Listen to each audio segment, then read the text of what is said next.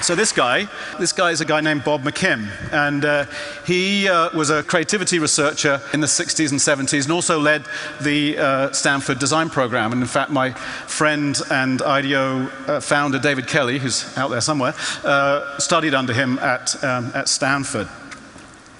And he liked to do an exercise with his students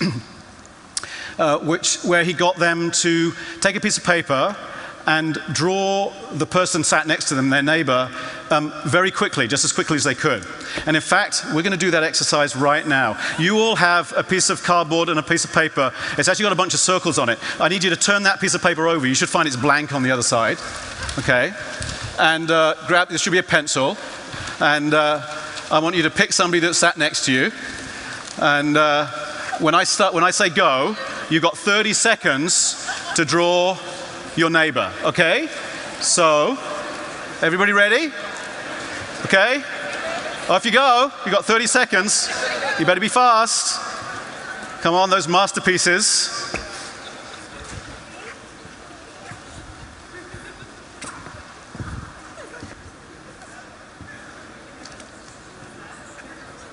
Okay, stop. All right, now. Yes. Lots of laughter. Yeah, exactly. Lots of laughter, quite a bit of embarrassment. Am I hearing a few sorries? I think I'm hearing a few sorries. Yeah, I think I probably am. No, and that's exactly what happens every time you do this with adults. And McKim found this every time he did it with his students, he got exactly the same response. Lots and lots of sorries. And he would point at this out as evidence that we fear the judgment of our peers, and that we're embarrassed about kind of showing our ideas to people we think of as our peers, to those around us. And this fear is what causes us to be conservative in our thinking. So we might have a wild idea, but we're afraid to share it with anybody else. Okay, so if you try the same exercise with kids, they have no embarrassment at all. They just quite happily show their masterpiece to whoever wants to look at it. But as they learn to become adults, they become much more sensitive to the opinions of others, and they lose that freedom, and they do start to become embarrassed. And in studies of kids playing, it's been shown time after time that kids who feel secure, who are in a kind of trusted environment, they're the ones that feel most free to play. And if you're starting a design firm, let's say, then you probably also want to create a place where people have the same kind of security, where they have the same kind of security to take risks, maybe have the same kind of security to play. Before founding IDEO, David said that what he wanted to do was to form a company where all the employees are my best friends. Now, that wasn't just self-indulgence. He knew that friendship is a shortcut to play. And he knew that it gives us a sense of trust, and it allows us then to take the kind of creative risks that we need to take as a designer. And so that kind of decision to work with his friends, now he has 550 of them, was what got IDEO started. And our studios, I think many creative workplaces today, are designed to help people feel relaxed, familiar with their surroundings, comfortable with the people that they're working with. I mean, it takes more than decor, but I think we've all seen that creative companies do often have symbols in the workplace that remind people to be playful, and that it's a permissive environment. So whether it's this microbus meeting room that we have in one of our buildings at IDEO, or at Pixar, where the animators work in wooden huts and decorated caves, or at the Googleplex, where it's famous for its volley beach ball courts and even this massive dinosaur skeleton with pink flamingos on it. Don't know the reason for the pink flamingos, but anyway, they're there in the garden. Or even in the Swiss office of Google, which perhaps has the most wacky ideas of all. And my theory is that's so that the Swiss can prove to their Californian colleagues that they're not boring. So they have the slide, and they even have a fireman's pole. Don't know what they do with that, but they have one. So all of these places, have these symbols. Now, our big symbol at IDEO is actually not so much the place, it's a thing. And it's actually something that we invented a few years ago, or created a few years ago. So it's a toy, and it's called a finger blaster. And I forgot to bring one up with me. So if somebody can reach under that chair that's next to them, then you'll find something taped underneath it. That's great. And if you could pass it up, thanks, David. I appreciate it. So this is a finger blaster, and you will find every one of you has got one taped under your chair. And I'm going to run I want to run a little experiment, another little experiment. But before we start, I need just to put these on. Thank you. All right. Now, what I'm going to do is I'm going to see how many. I can't see out of these. Okay. I want to see how many of you at the back of the room can actually get these things onto the stage. So the way they work is, you just put your finger in the thing, pull them back, and off you go. So don't look backwards. That's my only recommendation here. So I want to see how many of you can get these things on the stage. So come on. Here, there we go. Thank you. Thank you. Oh, I had another idea. I wanted to. There we go. There we go. Thank you. Thank you. Thank you. Not bad. Not bad. No serious injuries so far.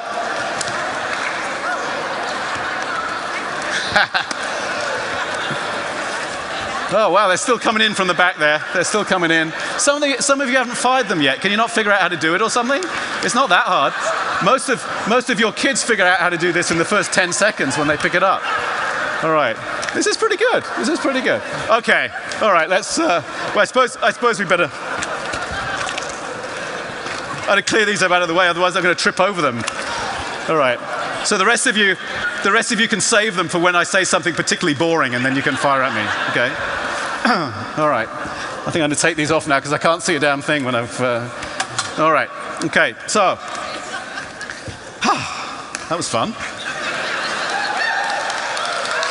All right. Good. So... Okay, so why? So we have the finger blasters, other people have dinosaurs. Why do we have them? Well, as I said, we have them because we think maybe playfulness is important. But why is it important? We use it in a pretty pragmatic way, to be honest.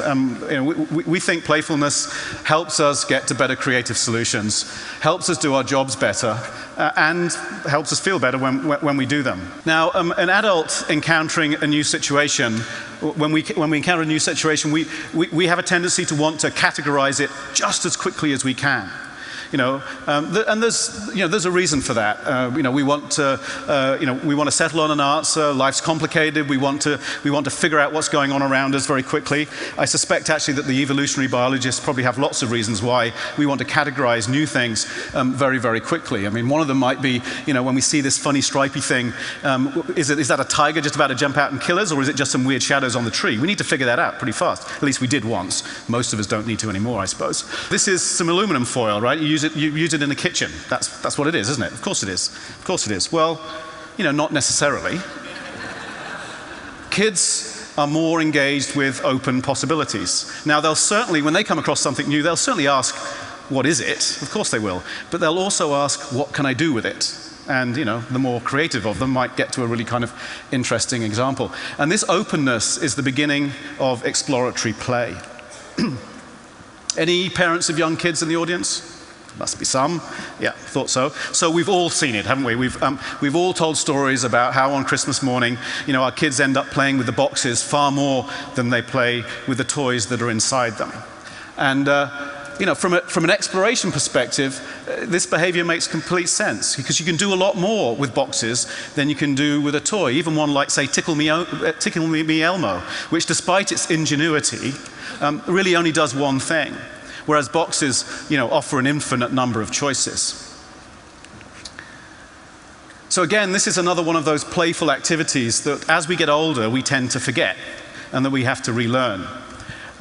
So another one of Bob McKim's favorite exercises is called the 30 circles test. So we're back to work. You guys are going to get back to work again. You'll turn that piece of paper that you did the sketch on back over, and you'll find those 30 circles printed on the piece of paper. And so it should look like this. You should be looking at something like this. So what I'm going to do is I'm going to give you a minute, and I want you to adapt as many of those circles as you can into objects of some form. So, example, you could turn one into a football, or another one into a sun. All I'm interested in is quantity. I want you to do as many of them as you can in the minute that I'm just about to give you. So, everybody ready? Okay? Off you go.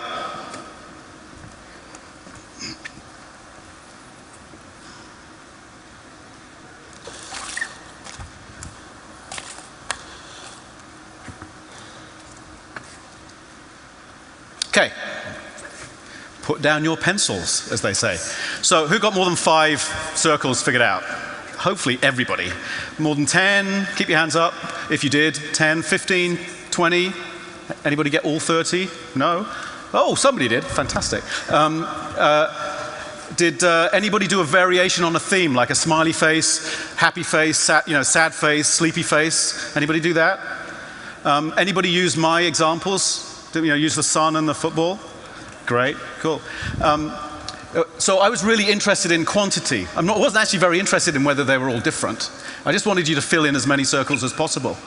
And one of the things that we tend to do as adults, again, is we edit things. We stop ourselves from doing things. We self-edit as we're having ideas. And in some cases, our desire to be original is actually a form of editing.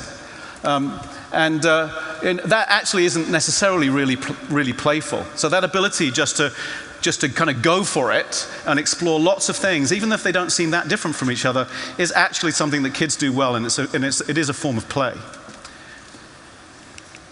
So now Bob McKim did another version of this test in a rather famous experiment that was done in the 1960s. Anybody know what this is? It's the peyote cactus. It's the plant from which you create mescaline, one of the psychedelic drugs. For those of you around in the 60s, you probably know it well. McKim published a paper in 1966 describing an experiment that he and his colleagues conducted to test the effects of psychedelic drugs on creativity. So he picked 27 professionals. They were, engineers, physicists, mathematicians, architects, furniture designers even, artists. And he asked them to come along one evening and bring a problem with them that they were working on. He gave each of them some mescaline and had them listen to some kind of nice, relaxing music for a while. And then he did what's called the Purdue Creativity Test. Actually, you might know it as how many uses can you find for a paperclip. It's basically the same thing as the 30 circles thing that I just had you do. Now, actually, he gave the test before the drugs and after the drugs to see what the difference was in people's sort of facility and speed with coming up with ideas. And then he asked them to go away and work on those problems that they'd brought. And they come up with a really bunch of kind of interesting solutions, actually quite kind of valid solutions to the things that they've been working on. And so some of the things that they figured out, some of these individuals figured out, so in one case, a new commercial building and design for houses that were accepted by clients, a design of a solar space probe experiment, a redesign of the linear electron accelerator, an engineering improvement to a magnetic tape recorder, you can tell this is a while ago, completion of a line of furniture, and even a new conceptual model of the photon. So it was a pretty successful evening. In fact, maybe this experiment was the reason that Silicon Valley got off to its great start with innovation. I don't know, we don't know, but it may be. You need to ask some of those CEOs whether they're involved in this mescaline experiment. But really, it wasn't the drugs that were important. It was this idea that what the drugs did were help shock people out of their normal way of thinking. And getting them to kind of forget the adult behaviors that were getting in the way of their ideas. But it's hard to break our habits, our adult habits. At IDEO we have our brainstorming rules written on the wall, edicts like defer judgment or go for quantity, and somehow that seems wrong. I mean, can you have rules about creativity? Well, it sort of turns out that we need rules to help us break the old rules and norms that otherwise we might bring to the creative process. And we've certainly learned that over time, you get much better brainstorming, much more creative outcomes when everybody does play by the rules. Now, of course, many individual designers, achieve this in a much more organic way. I think the Eameses are wonderful examples of experimentation. And they experimented with plywood for many years without necessarily having one single goal in mind. They were exploring, following what was interesting to them. And they went from designing splints for wounded soldiers coming out of World War II and the Korean War, I think. And from this experiment, they moved onto chairs, and through constant experimentation with materials, developed a wide range of iconic solutions that we know today, and eventually resulting in, of course, the legendary lounge chair. Now, if the Eames had stopped with that first great solution, then we wouldn't be the beneficiaries of so many, wonderful designs today. And of course, they used experimentation in all aspects of their work. From films to buildings, from games to graphics. So they're great examples, I think, of exploration and experimentation in design. Now, while the Eames were exploring those possibilities, they were also exploring physical objects. And they were doing that through building prototypes. And building is the next of the behaviors that I thought I'd talk about. So the average Western first grader spends as much as 50% of their playtime taking part in what's called construction play. Construction play it's playful, obviously, but also a powerful way to learn. When play is about building a tower out of blocks, the kid begins to learn a lot about towers. And as they repeatedly knock it down and start again, learning is happening as a sort of byproduct of play. It's classically learning by doing. Now, when David Kelly calls this behavior, when it's carried out by designers, thinking with your hands. And it typically involves making multiple low-resolution prototypes very quickly, often by bringing lots of found elements together in order to get to a solution. One of his earliest projects, the team was kind of stuck, and they came up with a mechanism by hacking together a prototype made from a roll-on deodorant. Now, that became the first commercial computer mouse for the Apple Lisa and the Macintosh. So they kind of learnt their way to that by building prototypes.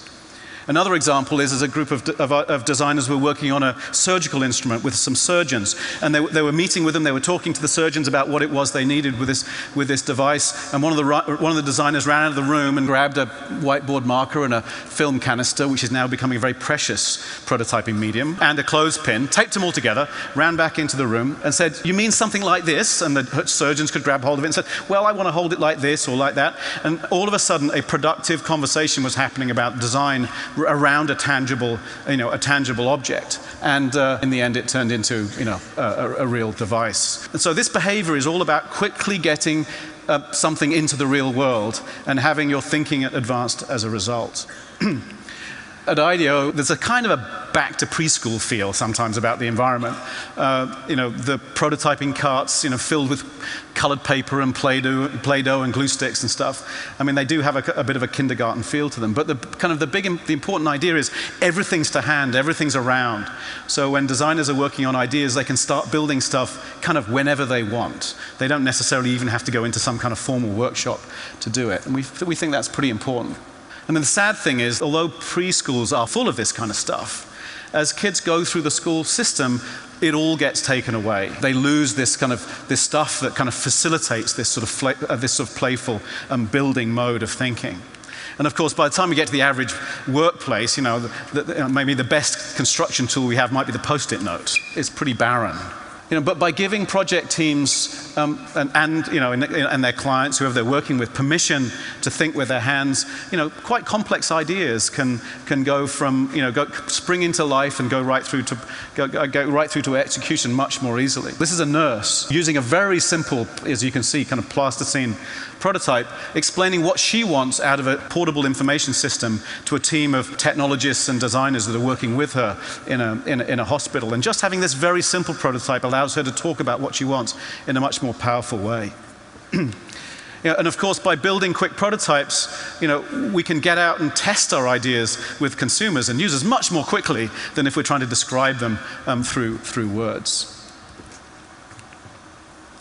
But what about designing something that isn't physical? Something like a service or an experience, something which exists as a series of interactions over time. Instead of building play, I think this can be approached with role play.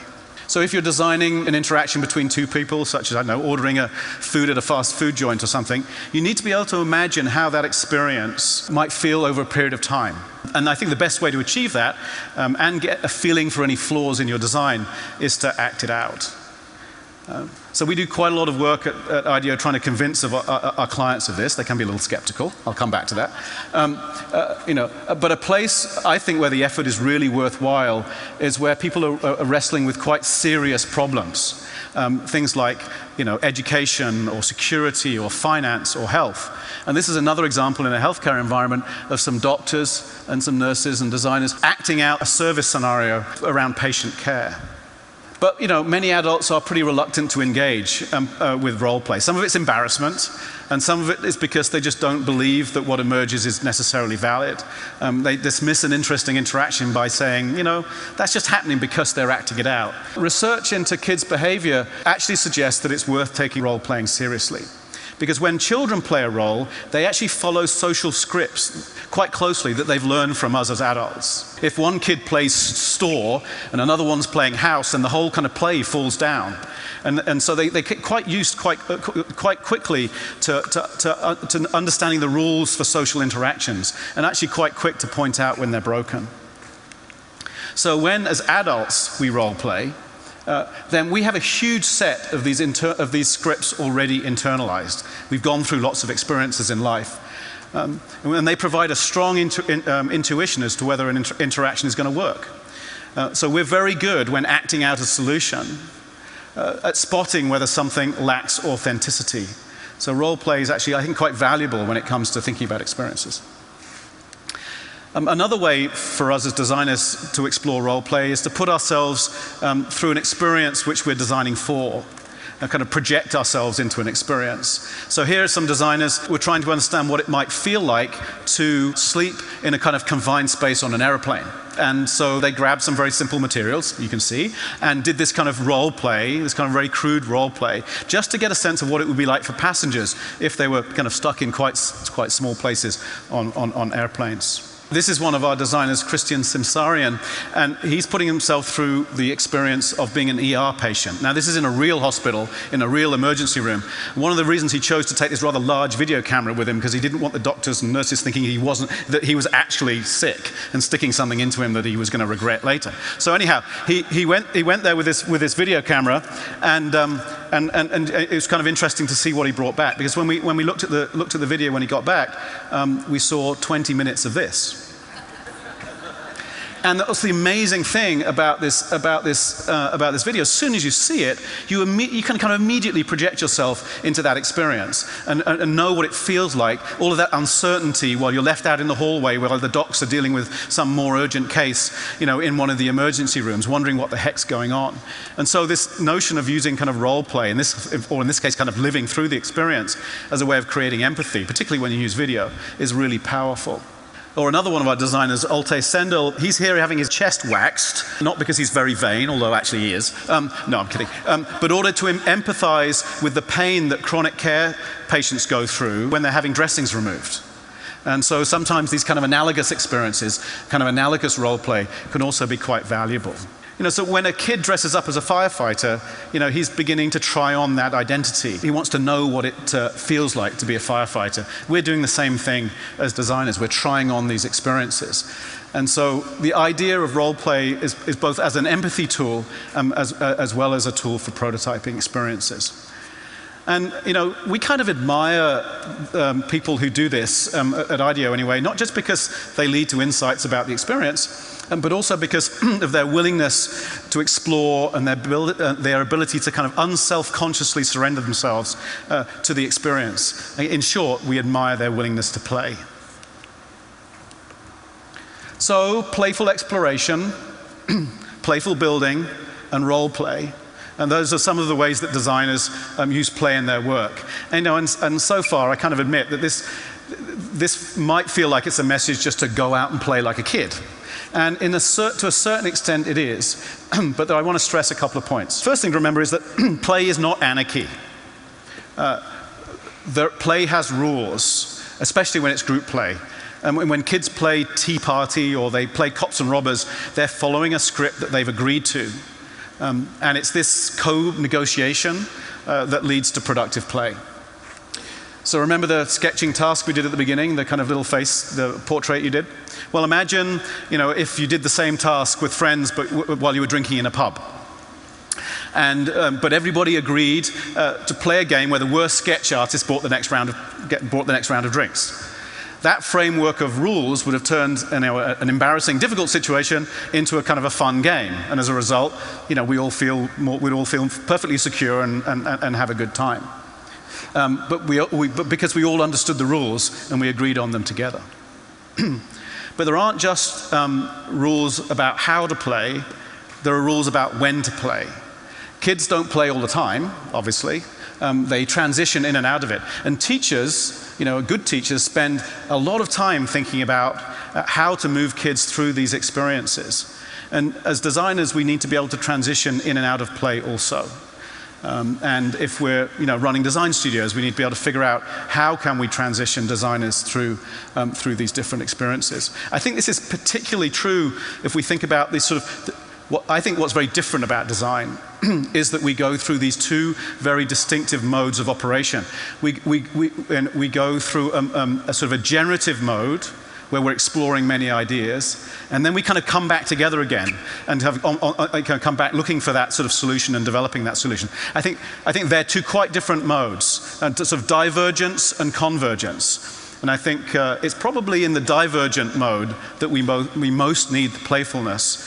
Perhaps in convergent modes, we need to be more serious. And so being able to move between those modes is really, really quite important.